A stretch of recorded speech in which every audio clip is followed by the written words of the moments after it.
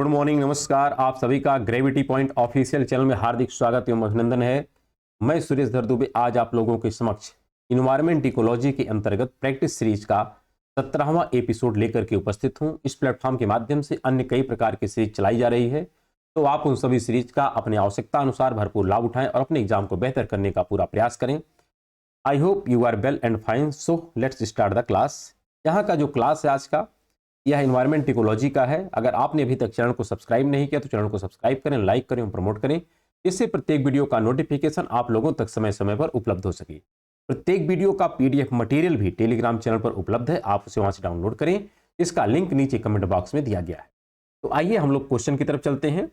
यहाँ पर सबसे पहला क्वेश्चन जो लिखा गया है, यूरो उत्सर्जन नियम यानी उत्सर्जन के मानक हैं और एक वाहन से उत्सर्जन के लिए सीमा निर्धारित करने के पैकेज प्रदर्शित करते हैं। निम्नलिखित गैसों में कौन इसके अंतर्गत आच्छादित है?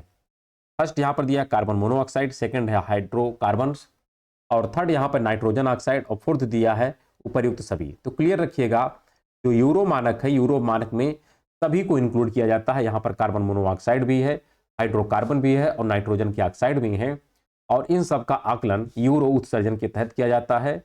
और इसी के तहत गाड़ियों का आप देखते हैं सिंबलिंग होती है, और कभी काल इसी यूरो को या यूरो स्टैंडर्ड है। इसी जैसा एक भारत का भी मानक है जिसको हम कहते हैं भारत। तो भारत के केस में लिखा जाता है भारत 2, 3, 4 और यूरोपियन स्टैंडर्ड के अनुसार भी वहाँ पर 4, 5, 6 जनरेशन की जो गाड़ियाँ हैं वह इसी को डिफाइन करती हैं। तो इस पर्टिकुलर केस का जो आंसर हो जाएगा ये हो जाएगा डी। आते हैं हम लोग नेक्स्ट क्वेश्चन पर। नेक्स्ट क्वेश्चन यहां पर लिखा गया कि जो यूरो सेकंड मानकों को पूरा करने के लिए अति अल्प सल्फर डीजल में सल्फर की मात्रा क्या होनी चाहिए? ऑप्शन यहां पर दे रहा है 0.05% या इससे कम, सेकंड ऑप्शन है 0.1%, थर्ड ऑप्शन है 0.15% और फोर्थ ऑप्शन है 0.2%। करेक्ट आंसर यहां पर हो जाएगा 0.05% से कम, जिसमें आप का सल्फर है, ऐसे डीजल का इस्तेमाल होता है यूरो सेकंड के मानक पर आधारित व्हीकल। तो correct answer of this question is a. आते हैं हम लोग नेक्स्ट क्वेश्चन पर।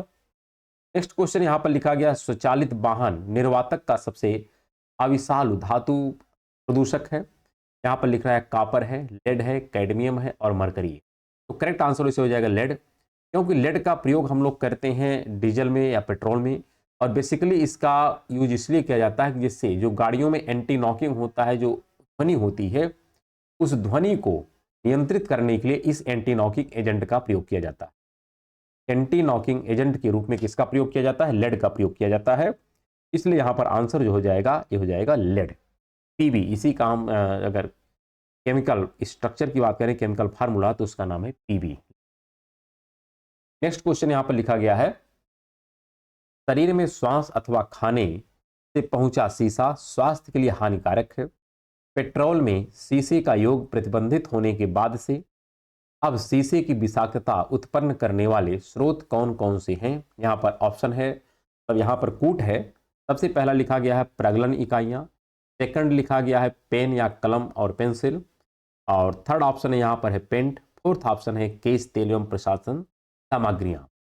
तो यहाँ पर कह रहा है कि शरीर में श्वास अथवा खानों में पहुंचने वाला जो शीशा या लेड है, यह स्वास्थ्य के लिए हानिकारक होता है। यह कहाँ से उत्पन्न होता है और कैसे यह जाता है?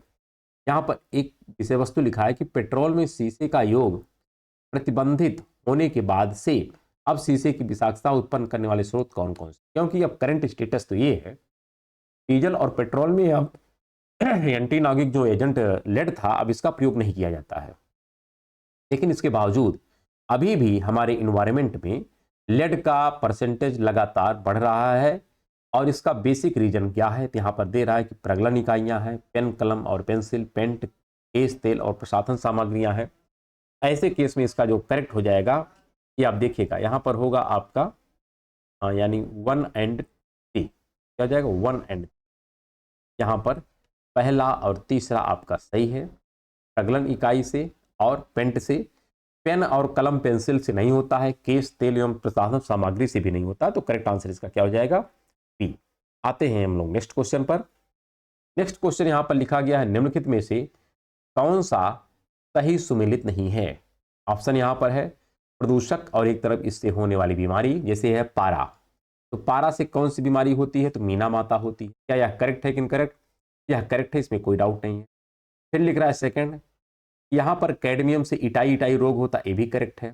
फिर लिख रहा है नाइट्रेट ऑक्साइड, इससे ब्लू बेबी सिंड्रोम होता है। जिस पेयजल में, जब पेयजल में एक लिमिट से अधिक नाइट्रोजन के ऑक्साइड अगर अवेलेबल होते हैं, नाइट्रोजन के आयन अवेलेबल होते हैं, ऐसे जल का सेवन यदि बच्चों के द्वारा आवश्यकता से यदि कर लिया जाता है तो बच्चों में होता है ब्लू बेबी सिंड्रोम। क्या होता है? Blue baby syndrome. यह एक टाइप से पॉल्यूटेड वाटर के द्वारा उत्पन्न होने वाला डिसीज है। लेकिन यहाँ पर लिखा फ्लोराइड के आयन, तो फ्लोराइड के आयन से जो होने वाली समस्या है ये है दांत की बीमारी होती है। जो दांतों की समस्याएं होती हैं, मसूड़ों की समस्याएं होती हैं, वह फ्लोराइड की अधिकता से होती है। यहाँ पर जो लिखा अपचय, यह गलत है। इस आधार पर यह स्टेटमेंट इनकरेक्ट है, और इनकरेक्ट है तो ये क्या हो जाएगा? आंसर हो जाएगा क्वेश्चन का। और अगला क्वेश्चन यहाँ पर लिखा गया है, निम्नलिखित युग्मों पर विचार कीजिए। सामान्यतः या प्रयुक्त उपभोक्त पदार्थ और उस तरफ आपको मिलान करना है। उनमें पाए जाने वाले संभावित अवांछनीय अथवा विवादास्पद रसायन, जैसे लिपस्टिक। क्या लिपस्टिक में सीसा जैसा एलिमेंट पाया जाता है या नहीं पाया जाता है? सेकंड लिख रहा है यहाँ पर कि जो शीतल पेय हो, शीतल पेय में लिख रहा है कि ब्रोमीन वनस्पति तेल का प्रयोग किया जाता है। फिर लिख रहा है Chinese fast food, Chinese fast food में लिख रहा है मोनोसोडियम ग्लूटामेट, क्या इसका प्रयोग होता है कि नहीं? यहाँ पर करेक्ट रखिएगा कि सब के सब यहाँ पर स्टेटमेंट क्या है? करेक्ट है। जब सब करेक्ट है तो इसलिए आंसर क्या हो जाएगा? यहाँ पर क्या हो जाएगा? डी। आते हैं हम लोग नेक्स्ट क्वेश्चन पर। नेक्स्ट क्वेश्चन यहाँ पर पुनः आपको मिलान करना है। दो सूचियां हैं, एक सूची में वायु प्रदूषक है, दूसरे में प्रभावित अंग है। जैसे लिखा एस्बेस्टस, आपको यह आइडेंटिफाई करना है कि एस्बेस्टस से कौन सी बीमारी होती है। एस्बेस्टस से जो बीमारी होती है ये होती है आपकी फेफड़े की बीमारी। इसी टाइप से सीसा, सीसा से होने वाली बीमारी जो होती है मस्तिष्क की होती है। सेम टाइप से जो पारा होता है, पारा से होने वाली बीमारी कौन सी होती है? उदर की होती है। और जैसे कार्बन मोनोऑक्साइड है, इससे जो हमारी रक्त धाराएं होती हैं यहाँ प्रभावित हो जाती हैं, क्योंकि कार्बन मोनोऑक्साइड जो होता है यह हीमोग्लोबिन के साथ मिलकर के एक अस्थायी बंध बनाता है, जिसको कहते हैं कार्बोक्सी हीमोग्लोबिन। कार्बोक्सी हीमोग्लोबिन जो होता है यह अस्थायी बंध होता है, और इससे रक्त धाराएं हमारी प्रभावित हो जाती हैं, बाधित होती हैं। ऐसी कंडीशन में जो आंसर हो जाएगा ये हो जाएगा 3124। क्या हो जाएगा? 3124। तो ऐसे में आपका विकल्प नंबर सी करेक्ट हो जाएगा। आते हैं नेक्स्ट क्वेश्चन पर। नेक्स्ट क्वेश्चन यहाँ पर लिखा गया है, प्रदूषकों को उनको दीर्घकालीन प्रभाव के साथ दिए गए कूट की सहायता से सुमेलित करें। और यहाँ पर एक तरफ है प्रदूषक और एक तरफ है प्रभाव। प्रदूषक में लिख रहा है कार्बन मोनोऑक्साइड, और फिर लिख रहा है यहाँ पर नाइट्रोजन की ऑक्साइड, धूलकण और सीसा। इसको हमको मिलान करना है और बताना है कि यहाँ पर कौन सा स्टेटमेंट करेक्ट होगा। कार्बन मोनोऑक्साइड की जो समस्या होती है इससे लीवर और किडनी को क्षति पहुंचती है। सेम टाइप से अगर देखें नाइट्रोजन की ऑक्साइड से जो समस्या होती है तो कैंसर की समस्या होती है। इसी टाइप से अगर देखें धूल कण से श्वास संबंधित रोग होता है, और सीसा से जो हमारा सेंट्रल नर्वस सिस्टम होता है यह डिस्ट्रॉय होता है। ऐसी कंडीशन में जो आंसर हो जाएगा 1 2 3 4 यानी सी वाला ऑप्शन। आते हैं नेक्स्ट क्वेश्चन पर। यहाँ पर नेक्स्ट क्वेश्चन मेंशन किया गया है कि निम्नलिखित में से कौन से कुछ महत्वपूर्ण प्रदूषक हैं जो भारत में इस्पात उद्योगों द्वारा मुक्त किए जाते हैं। इसमें आप स्टेटमेंट है पहला कि सल्फर की ऑक्साइड, फिर सेकंड लिख रहा है कार्बन मोनोऑक्साइड, थर्ड है नाइट्रोजन की ऑक्साइड। थोड़ा सा यहाँ पर लिखने में उल्टा सीधा हो गया, आप इसको कर सकते हैं। चलिए अभी तो 3 ही रहने, इसको 2 रहने दीजिए, इसको 3। और यहाँ पर लिखा गया है कार्बन डाइऑक्साइड। ऐसी कंडीशन में हमको यह आइडेंटिफाई करना है कि कुछ महत्वपूर्ण प्रदूषक जो भारत में इस्पात उद्योग द्वारा मुक्त किए। कहाँ से? इस्पात इंडस्ट्री। इस्पात इंडस्ट्रीज में से कौन कौन से एलिमेंट को इमिट करता है? यहाँ पर सभी जो ऑक्साइड हैं यह सब आयरन इंडस्ट्री से ही क्या होते हैं? मुक्त होते हैं। ऐसी कंडीशन में जो आंसर हो जाएगा ये हो जाएगा डी। क्या हो जाएगा? डी। आते हैं हम लोग नेक्स्ट क्वेश्चन पर। और यहाँ पर नेक्स्ट क्वेश्चन जो लिखा गया है ये भी काफी अच्छा क्वेश्चन लिखा गया है। अनाजों और तिलहनों के अनुपयुक्त रख रखाव और भंडारण के परिणाम स्वरूप अविषयों का उत्पादन होता है, जिन्हें एफ्लाटॉक्सिन के नाम से जाना जाता है, जो सामान्यतः भोजन बनाने की आम विधि द्वारा नष्ट नहीं होते एफ्लाटॉक्सिन किसके द्वारा उत्पादित होता है? यहाँ पर ऑप्शन दे रहा है कि जीवाणु के द्वारा, सेकंड ऑप्शन है प्रोटोजुआ के द्वारा, थर्ड है फफूंदी के द्वारा और फोर्थ है यहाँ पर विषाणु के द्वारा। तो करेक्ट आंसर हो जाएगा या फफूंदी के द्वारा उत्पन्न, के द्वारा, फफूंदी के द्वारा होता है। ऐसी कंडीशन में आंसर हो गया यहाँ पर सी। और आते हैं हम लोग अपने नेक्स्ट क्वेश्चन पर। क्वेश्चन है कि कई घरेलू उत्पादों जैसे गद्दों और फर्नीचर की गद्दियों में ब्रोमीन युक्त ज्वालामंदकों का उपयोग किया जाता है। उनका उपयोग क्यों कुछ चिंता का विषय है? ऑप्शन यहाँ पर है, उनमें पर्यावरण में निम्नीकरण के प्रति उच्च प्रतिरोधकता है, वे मनुष्यों और पशुओं में संचित हो सकते हैं। तो किस कारण से यह चिंता का विषय है? अगर हमारे में यह उच्च प्रतिरोधक क्षमता डेवलप करता है तो क्या यह चिंता का विषय है कि नहीं है, यह पहले हमको आइडेंटिफाई करना है।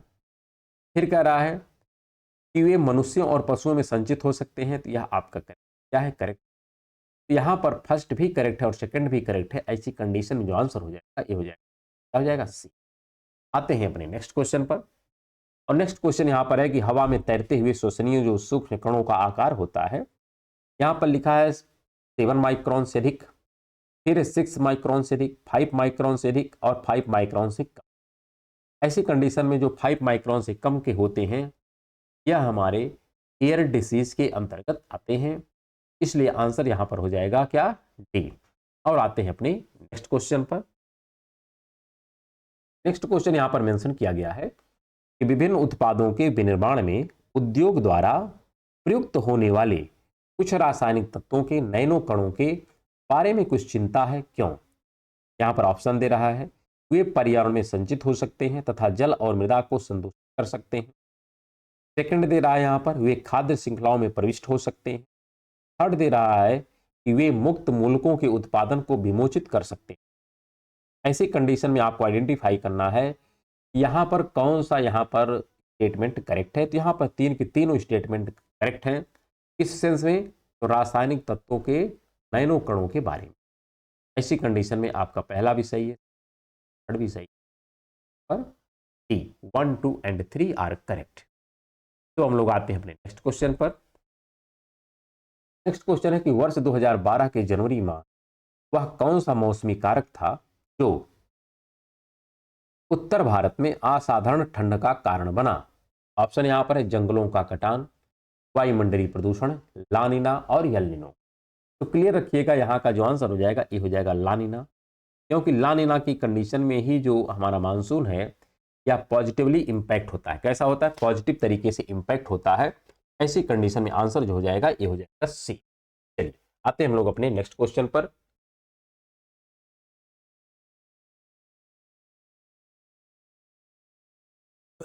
और अगला क्वेश्चन यहां पर दिया गया है कि सरसों के बीज के अपमिश्रक के रूप में सामान्यतः निम्नलिखित में से किसी प्रयोग में लाया जाता है। ऑप्शन यहां पर है कि आर्जीमोन के बीज को, सेकंड ऑप्शन है पपीता के बीज को, थर्ड ऑप्शन है जीरा के बीज को और फोर्थ ऑप्शन है धनिया के बीज को। तो यहां पर ऑप्शन हो जाएगा अर्जीमोन के बीज को। क्लियर रखिएगा, क्या आंसर हो जाएगा? अर्जीमोन के बीज को। सरसों के बीज की अमिश्रक मिलावट की जाती है तो वहां पर किसको मिलाया जाता है? अर्जीमोन के बीज को मिलाया जाता है। तो आंसर यहां पे क्या हो जाएगा? ए। आते हैं अपने नेक्स्ट क्वेश्चन पर। और नेक्स्ट क्वेश्चन यहां पर लिखा गया है एंटीरेटर्स का प्रयोग निम्नलिखित में से किसके लिए किया जाता है? ऑप्शन यहां पर है कि कूड़ा कचरा को जलाने के लिए, सेकंड ऑप्शन है कूड़ा कचरा को इनमें रखने के लिए, थर्ड ऑप्शन है कि हरे पेड़ों के काटने के लिए और फोर्थ है खाद बनाने के लिए। आंसर ऐसे में करेक्ट जो हो जाएगा ये हो जाएगा पहला। क्या? पहला कि कूड़ा कचरा को जलाने के लिए इसका प्रयोग किया जाता है।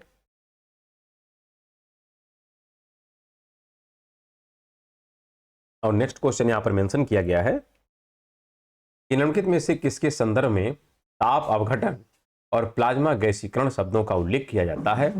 ऑप्शन यहां पर लिखा है ताप अपघटन और प्लाज्मा गैसीकरण और ऑप्शन यहां पर लिखा गया है दुर्लभ यानी रेयर भू तत्वों का निष्कर्षण, फिर है प्राकृतिक गैस निष्कर्षण प्रौद्योगिकी,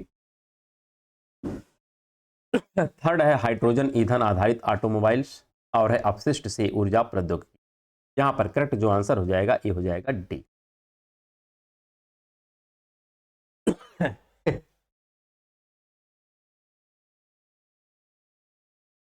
आज का एपिसोड हम लोग यहीं पर समाप्त करते हैं और हम लोग मिलेंगे कल के एपिसोड में। तब तक के लिए नमस्कार, धन्यवाद।